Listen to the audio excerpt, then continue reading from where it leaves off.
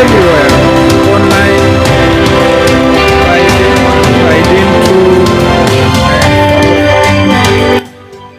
Now we have come to a stage where we need to interrogate his speech, and I would want us to get a few questions because of time. So we'll get 2 from each venue, and then he will be able to respond to all of them. You agree that he's a professional and a member of the Law Society of Kenya, but is defending the institute, interestingly. So thank you very much. We can start with Pridin 2. Pridin 2. Pridin 2. Thank you, Chairman. Pridin 2, how many questions will you allow us? At least 2. At least, so we can do 5. Sorry. Thank you. So the first question will be from FCPA Georgina. Do we have any other? Consider balancing. Where are the microphones? Okay, so FCPA Georgina, kindly go ahead. We have 2 questions. Yeah. Okay. Thank you so much, Your Excellency, the former Vice President of Kenya, Honorable Stephen Kalonzo Musyoka. We have seen a lot of companies that have closed shop. Some have shifted their businesses to the neighboring countries. SMEs are closing down, sinking down with debt. And all this has culminated into what is beyond employment and now gone to negative social practices. What would be the realistic ways that professionals can come into the space and be able to restore what has been lost, and specifically to be able to create avenues for job creation, and meaningful job creation, not just job creation, restore investor confidence, and above all, spur economic growth. Thank you. Thank you very much, FCPA Georgina. We have another question from Pridin 2. Go ahead, sir. Thank you very much, Mr. Richard Pasita, CPA. My question to His Excellency Kalonzo Musyoka, the chairman of Wiper Party, on the issue of Finance Bill 2025, because we had 2024, which brought a lot of uproar, and then we had a lot of issues, people being abducted, running on the streets. Now we have the another one, 2025. Maybe in the opposition, in the Kenya opposition, if you are involved and you are able to interrogate to see that issues which raise a lot of uproar in Kenya in 2024 are not replicated, so that we may not have the same issues as we had last year. So I think it's important we interrogate. If you're able to interrogate yourself, especially because you have representation in the both houses, National Assembly and the Senate, if they are able to interrogate the issues being raised in the items in the 2025 finance bill, so that they may not be replicated in the one in 2024. Thank you. Thank you very much, CPA. Though you didn't introduce yourself. Richard Pasita, CPA from Kajiado County. Thank you very much. Chair, those are the questions from Pridin 2. I give it back to you. Thank you very much, CPA Respa. Pridin 1. CPA yes, Chair, thank you. Pridin 1, we are ready. We have 2 questions. I will start with the lady.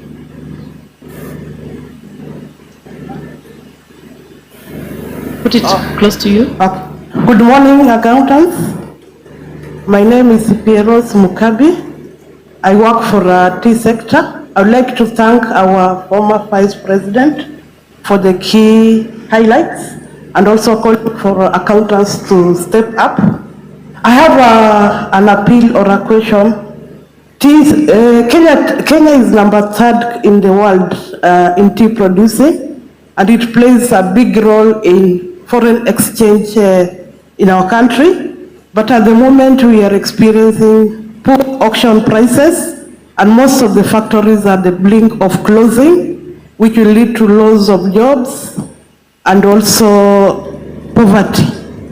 My question to the former Vice President, what are you doing as opposition, especially now that Sudan has banned our sale of tea to their country, and there are a lot of containers in Mombasa? Has opposition made their voices in both houses and also done enough to safeguard the tea sector? Thank you. Thank you. The second question, we have a gentleman. Thank you. My name is CPA Robert. My question to His Excellency is about Vision 2030. His Excellency had the privilege of being in the administration that crafted Vision 2030. We are coming to the end of Vision 2030. While there are some goals that have been attained, there are some key ones, for example, becoming a middle-income country, that have not been attained. So there are lessons learned as to what we did right and what we did not do right. And just to tie to that, we are not really seeing what is beyond Vision 2030. Is there a Vision 2060? And as a candidate anchoring to form government in the next election, you will probably be operating outside Vision 2030.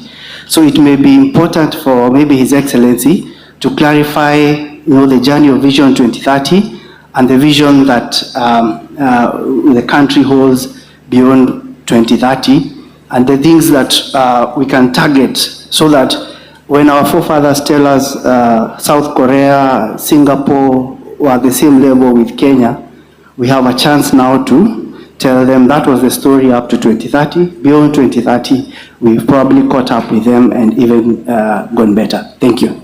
Thank you, CPA Robert. Thank you, CPA Rose. Back to you, Chairman. Thank you. Virtually, Mwakazi, those appearing online. Right, there's a question here. What is your proposed plan for Kenya's tax policy to restore purchasing power to Kenyans? What are the top 5 executive orders you would prioritize if you were to be the president-elect? Okay. You can repeat the first one, I think. The first one, what is your proposed plan for Kenya's tax policy to restore purchasing power to Kenyans? And what are the top 5 executive orders you would prioritize? Thank you. We can now have Sarova, 2 questions. Where is the mic? The mic. Who has the mic? Proceed.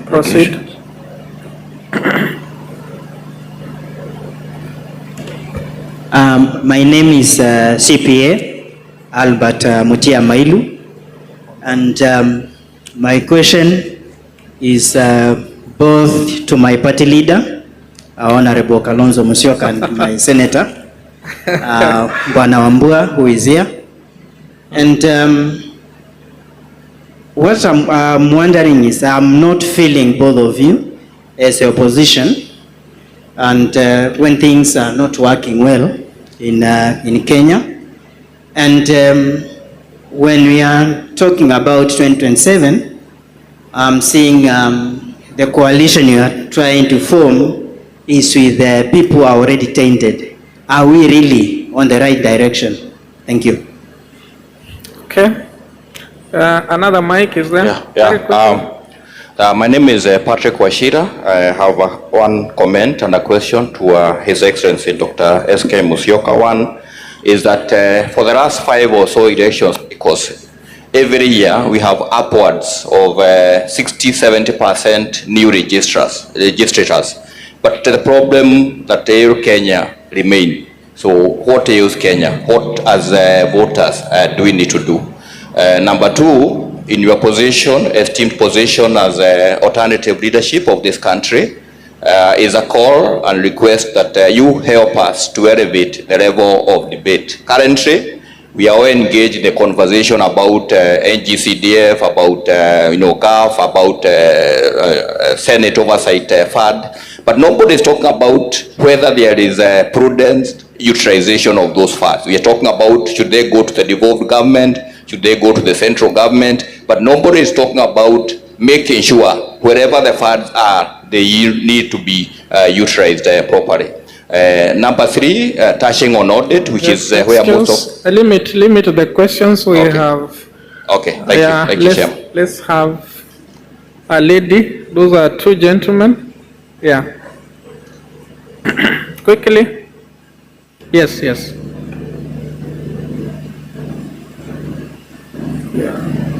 The mic is not on. My name is CPA Catherine Juma, and looking at Kenya, we have a government that is very expensive. We saw the original 21 districts divided into 47 counties, and so many other things, positions came in with that during the constitution that is now over 10 years old. I want to hear, Your Excellency, your opinion on whether the voices of the accountants were heard as far as the cost of delivery that government is concerned. Because we heard the legal mind, the lawyers were very vocal, and the political class.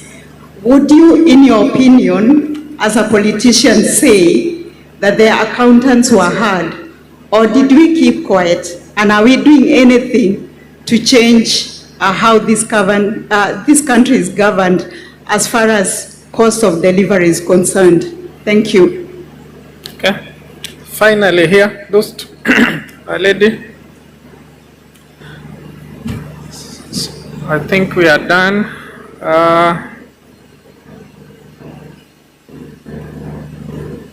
No, there's a lady here because we had two gentlemen. And shoot your question straight. Yeah, good morning, everybody. Thank you, Your Excellency, for your presentation. Mine is to ask you about public debt.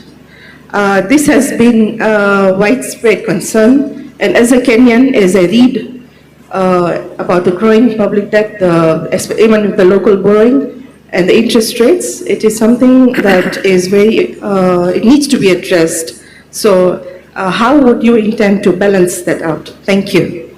Thank you very much. Your Excellency? Chair. Is another question? No, we can... Yes, Chairman, pride in one, we are requesting to be allowed one more question, if that is okay. Maybe you can respond to these ones first. Just in case there will be one or two, but let him respond. Probably in the process of responding, he might respond to that one. Okay, thank you, Chairman.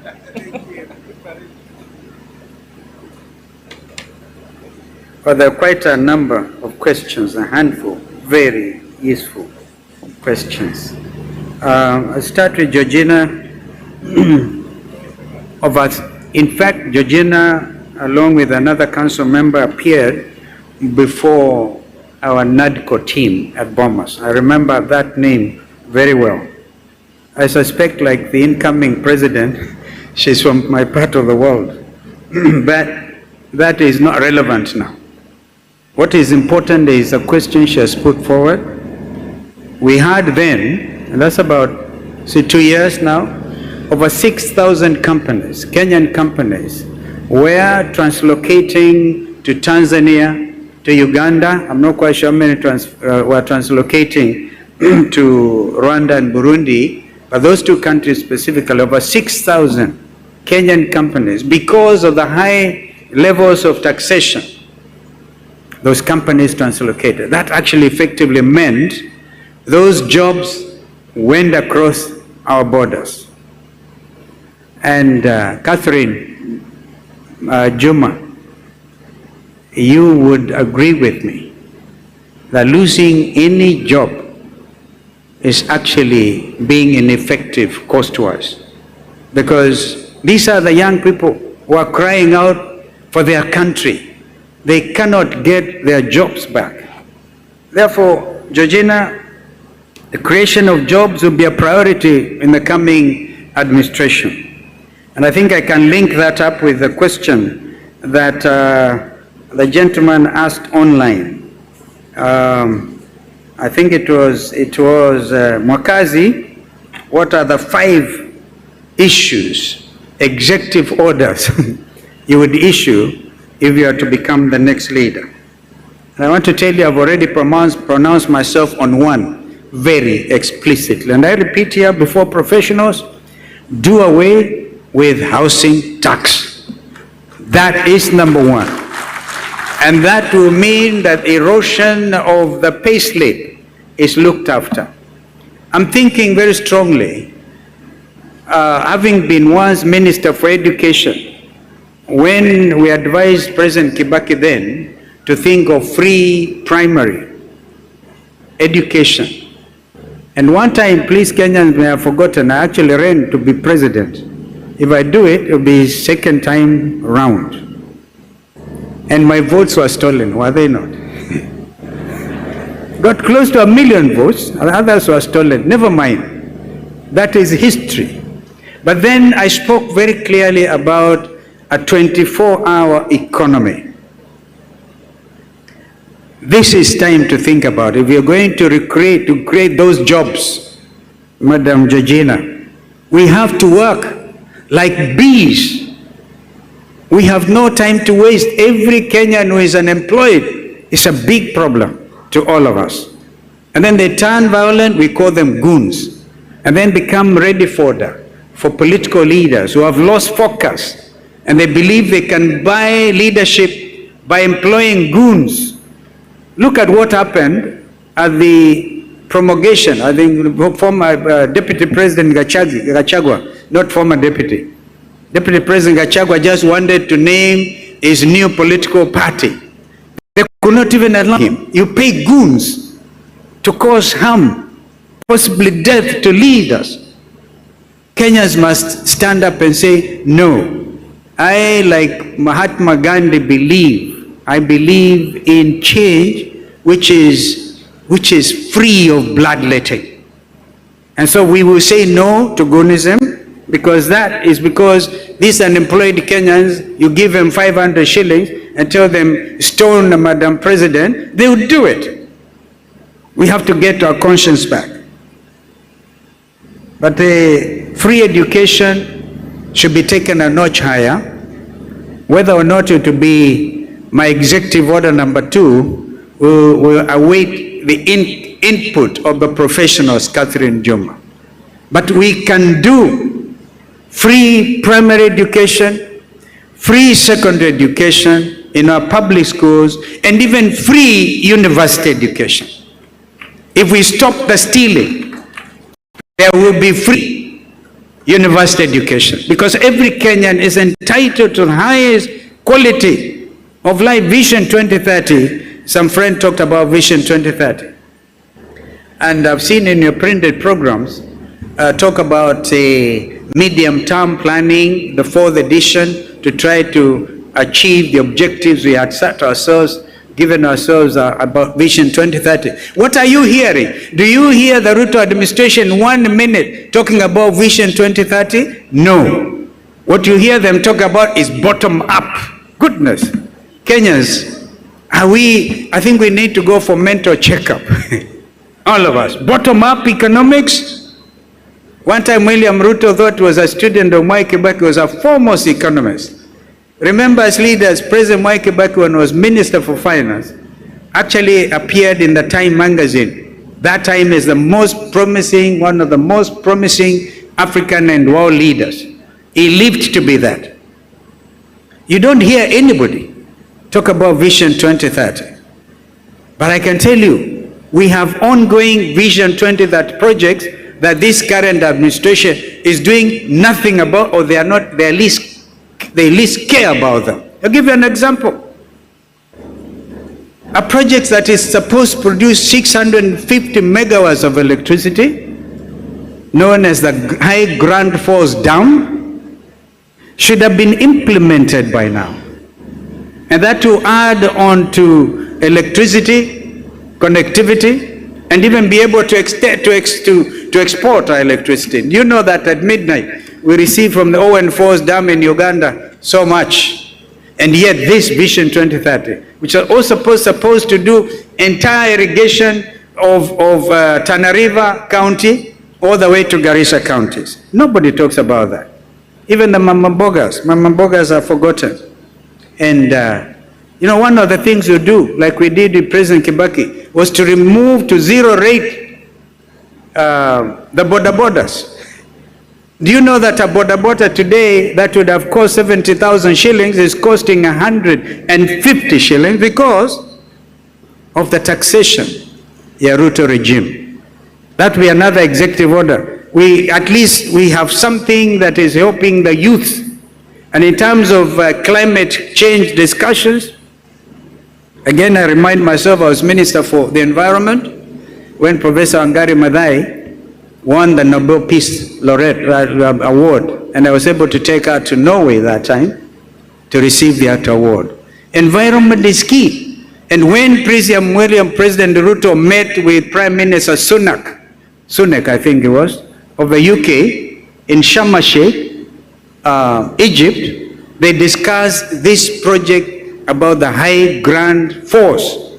And what has happened since is this committee in Treasury supposed to do this. The PPPs, which are actually potentially very useful, public-private partnerships, are really being held hostage because this administration will say we want 10%, we want 10% to go to this and the other, therefore grant standing. And this effectively means loss of jobs for Kenyans. Vision 2030. Whatever remains between now and 2030, of course, need to be amended. Africa is talking about Vision 2063. I believe myself, even as professionals, we take out our gloves and decide for once we are getting out of our comfort zones and stop corruption. I talked about you signing documents that sell out your conscience and your country. If we do that, we stop Ruto and his team from mismanaging this economy, we will be able to do stuff between now and 2030 and prepare for the next medium-term plan. These opportunities that the top advisors in the Ruto administration, including CS Bandi, should have been here to talk about. But we will issue very clear instructions. I am very passionate about free education for all citizens. And we will fund that free education when we stop the stealing. I also want to say the number 4, number 3, number 5, Mr. Mwakazi, await further instructions. I will be able to talk to you about those as we go on. Now, so they talked about Kenyans who are tainted, and that gentleman must be from Kitui County. Senator, talk to your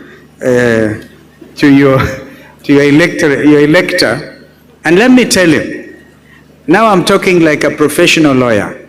No person shall be condemned unheard. So don't out there say, yeah, tainted, what business do you have with so and so? If there are angels in this room, please put up your hands.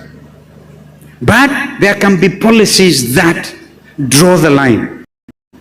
We draw the line on the sand and say, from now on, zero corruption. It can happen, my friends. Now, I'll give you an example of somebody you may think is tainted. Governor Natembeya.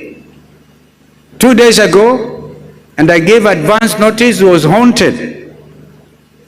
Because they want to punish any dissenting voices, went out and obtained a search warrant. And with that search warrant, they carried, I'm told, this is to be verified, about 61 million shillings all the way to Trans Nzoia, to Governor Natembeya's house, to plant evidence. 61 million. Waseme amepatikana na hundi ya 61 million shillings. Huyu mjamaa ni mwizi. What happened? The youths in Trans Nzoia, the Gen Zs in Trans Nzoia decided, no, we will not allow this.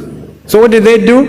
They instead vandalized the Subarus, those famous Subarus. They were flat tire.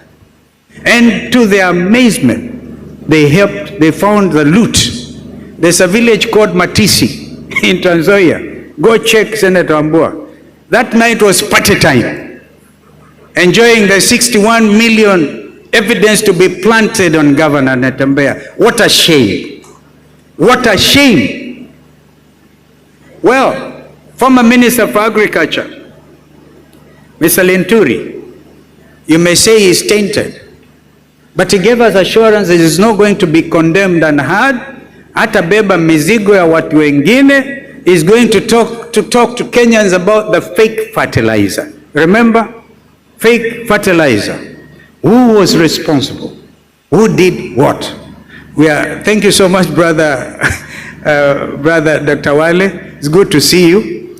You are a survivor of heart attack. Let's give him a big applause. And thank you for standing strong for your faith. So again, Senator Linturi and former Governor, Minister for Agriculture, Kenyans are waiting to know the truth.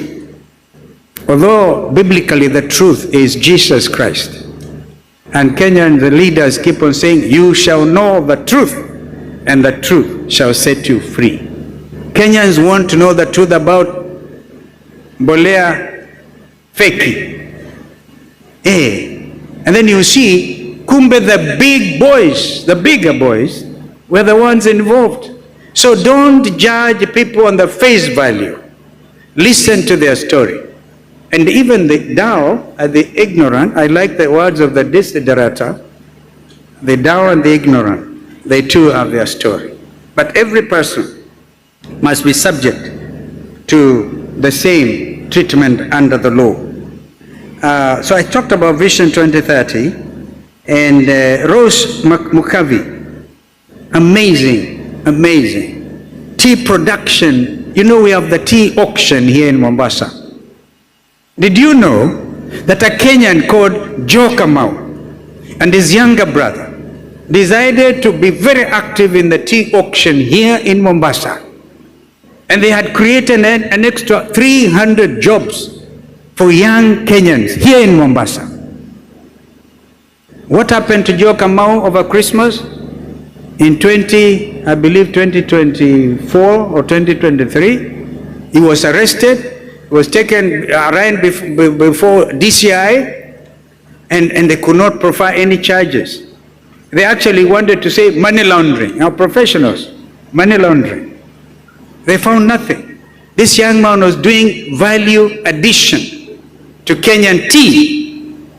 Do you know now, as a result of compromising stand by Kenya Tea Development Authority, KTDA, our friends from Rwanda, congratulations. The tea from Rwanda has overtaken the tea from Kenya in terms of quality, because they also bring their tea from Rwanda, Uganda, here in Mombasa for the auction. Those 300 jobs were lost. Joe Kamau translocated to Dubai, given all the welcome. This is a Kenyan, example of a Kenyan entrepreneur who wants to make a difference, to create those jobs, and they get frustrated. Therefore, Rose, we will do quite a bit to just again get rid of corruption from KTDA and wherever. Well, you asked me a question that very, very critical at this time. I know General Buhran, the leader in Sudan.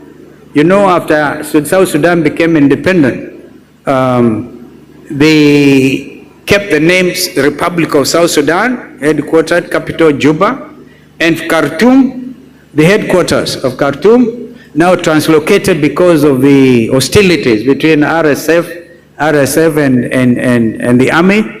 I think they moved to Port Sudan, and even there they are getting attacked under drones. And you heard General Buran say, because of William Ruto's support to RSF, these are the original Janjaweeds from Darfur. People wanted for crimes against humanity, killing the black community. But they come here, we give them red carpet treatment. And instead of now working to bring the factions together, we have taken sides. Professionals, did you know that gold from Darfur is flown into JKI and then flown on to Dubai, treated under the rules of origin as Kenyan gold? And that probably is funding the war effort in the Sudan. So, if I got opportunity, I'll look for General Buran and tell him, please don't punish the Kenyan farmers, because I think the biggest exporter consumer of our tea is Iran, then Pakistan, and of course Sudan. Wanakula ile kawa tungu, tea, black tea. And people are sitting here supervising corruption. How will this economy ever grow? So I still maintain that it is possible to get rid of corruption, and this economy will grow like where Kibaki and I left it. We are later joined by Prime Minister Raila Odinga. And Kenyans will remember, that is the time when our GDP growth actually hit 7%. Now I want to conclude. I hope I've tried to respond. I would want to get professional advice from you. I've always dreamed of Dubai in Kenya, not necessarily Dubai. And Mombasa can be a free port. That's how we'll now incrementally, we will grow this economy exponentially. This economy will take off. But because of corruption, I'll give you another example. President Paul Kagame decided to give 49% shares to Qatar Airways. Qatar Airways had come wanting to do the same with Kenya Airways, but you show our 10%, our 20%. So Qatar migrated to Kigali. Kigali is about to launch one of the best international airports in the African continent. JKIA supposed to be leased to Andani. Corruption, Shah, Shi, Andani. We must talk openly as Kenyans. So this is where we are, the state of a nation with regard to corruption. Imagine if Qatar Airways had bought the 49 shares in Kenya Airways. If I was William Ruto, I'd give him free advice, because I think Kenya is in good standing with the Emirates. Perhaps try and convince the Emirates to do what Qatar has done in Rwanda. Perhaps our international airport will regain its name. Do you know that any Kenyan arriving from anywhere in the world, and there are many in the diaspora, wakiingia pale JKI, mizigo inawakwa XXXX, that means unalipa huyu customs pesa nyingi zaidi. Wengine wamenulia tu relatives leso moja or something. You have to pay ushuru even on that. This is an ushuru land. You pay through your nose. I think Kenyans are now the wiser. So I think I've tried to address that, Catherine. And public debt, of course, madam, you didn't give us your name, but this public debt, remember when William Ruto came to power, he said there was going no external borrowing, nothing. William Ruto goes to America, is given the highest honor by President Joe Biden. Kenya is made a non-NATO ally, which I openly objected to, because that's my forte. Our foreign policy orientation has always been that we are positively non-aligned. We are friends to all, because we are still young economy and we want to grow. But you take sides now, you are put on the arm's length, because our Shabab and others, instead of hitting us like they hit us in 1998, remember Dar es Salaam and Nairobi bomb blast? They were hitting Americans, now they'll be hitting Kenyans, because we are aligned. Because of it, Our men were taken to Haiti. There's a family in Kiambu still crying for the remains of their loved one. A thing which did not go under the UN Security Council arrangement. It was a deal cut between Kenya and the United States. But what does William Ruto do after that? Agenda item number 5, when a ranking Chinese delegation came to Kenya, and William Ruto said, please China, help Kenya become a member of BRICS. Now from being an aligned nation to a member of BRICS, these are serious matters. Of course, as a sovereign nation, it is our duty to accept to join any bloc without let or hindrance. But don't play games with them. Be honest. The People's Republic of China has helped this economy significantly. And no country, including the United States, can do without China. This is why Donald Trump himself has had to discuss this tariff regime with the People's Republic. Nobody can, but be consistent. Go for non-active, non-alignment. I pity my brother, Wycliffe Musalia, fumbling and not knowing exactly what to do. So the public debt is still an issue. It is growing. I think it's now in trillions. If you use money to develop your economy, develop your infrastructure, do the right thing, minus corruption, nobody will really worry so much about public debt. But if we take over, President Xi Jinping, the leader of the People's Republic, I'm sure will look favorably at those commitments that can help reduce our level of public debt. So I think I've tried to cover those things, and if there's one that is probably not dealt with, I think Finance Bill 2025, our friend from Kajiado, you know, that's why CS Badi should have come here and tried to explain and get concurrence from this very authoritative forum. As I said in my statement, line by line approach with regard to the 2025 Finance Bill. But Kenyans are watching. Those things that were objected to by Gen Z's, a majority of Kenyans, are still being sneaked in. So if there's another clarion call, hashtag reject the bill, Kenyans have every reason to reject it. But before they do, please let them listen to you. I've tried to address all those issues, I think. I think it's Catherine Juma again on expensive government and cost of delivery, and whether the voice of the accountants was listened to. You see, if you don't stand up, Catherine, and get listened to, you can demand to be listened to. I gave you an example.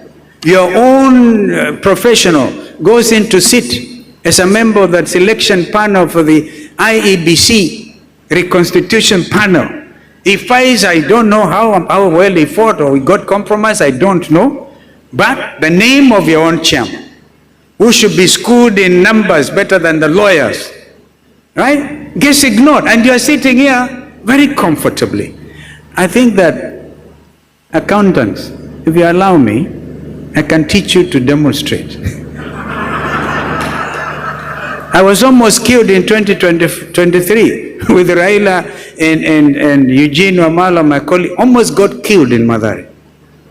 Because then we were demonstrating against the high cost of living.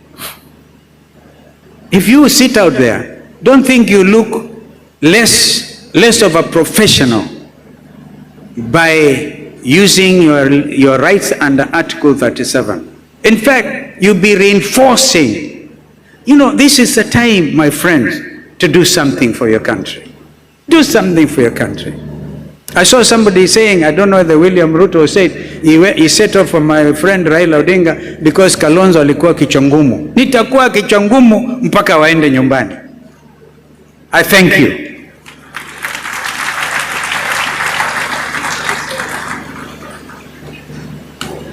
Thank you very much. You give a mic to a politician and he will answer many questions that are not asked after answering yours. So thank you very much, CPA. Olive from Pride in One, you had a question that you, I don't know whether it has been answered. We are running a bit late on time. CPA Olive from Pride in One. Chairman, we have one more from Pride in Two. Okay, one, because time is not on our side. CPA Rispa and CPA Olive, proceed very quickly.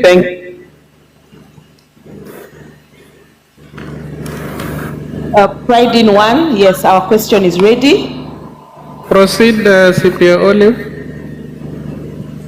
Dr. Wawero will ask the question.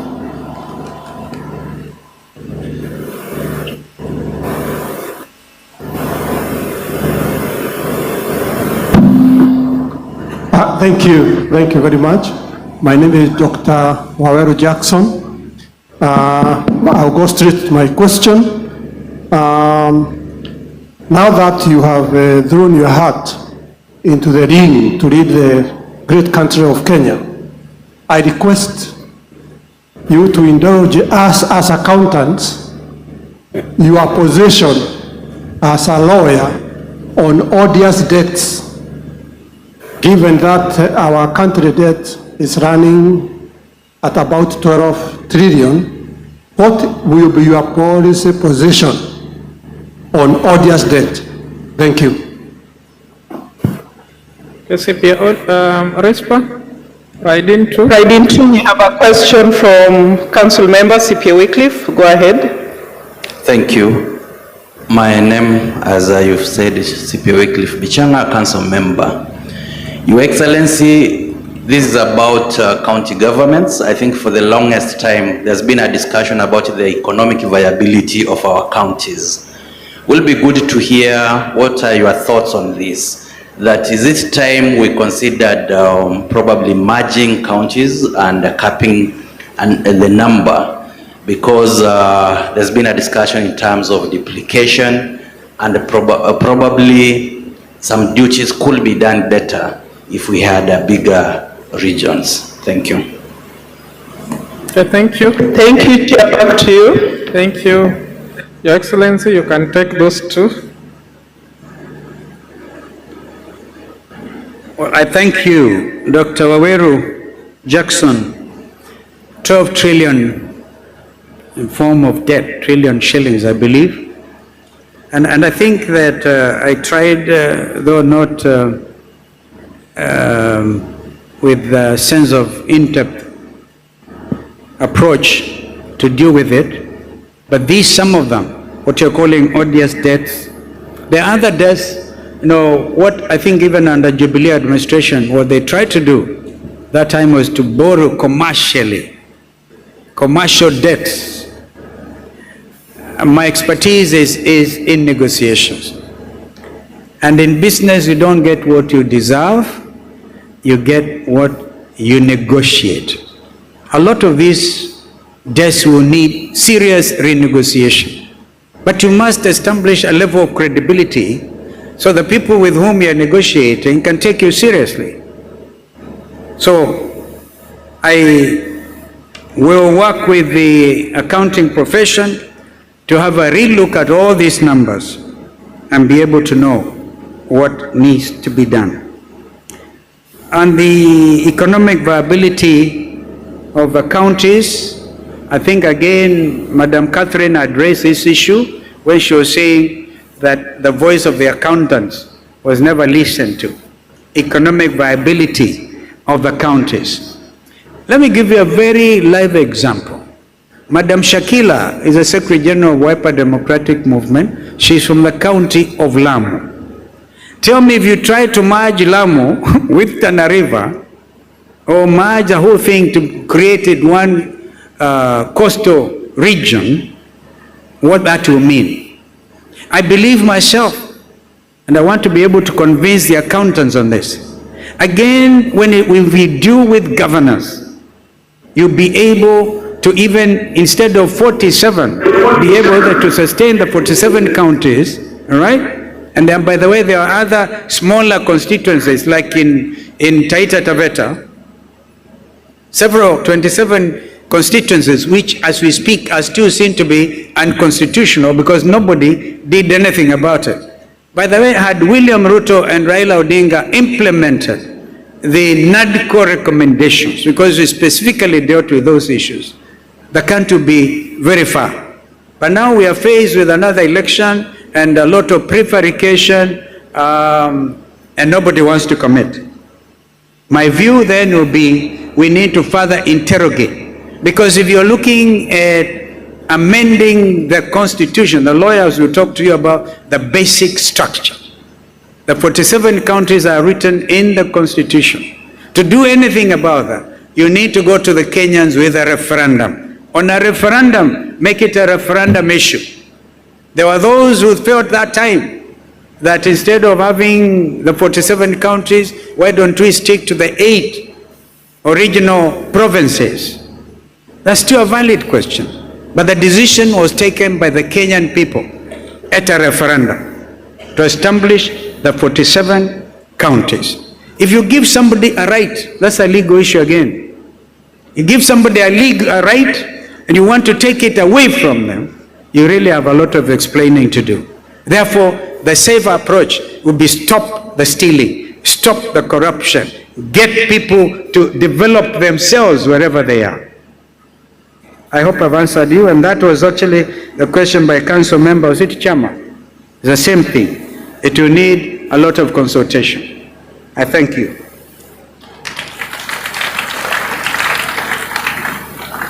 So thank you very much. Let's give a round of applause to our 10th Vice President. CEO with your team. Let's do what we should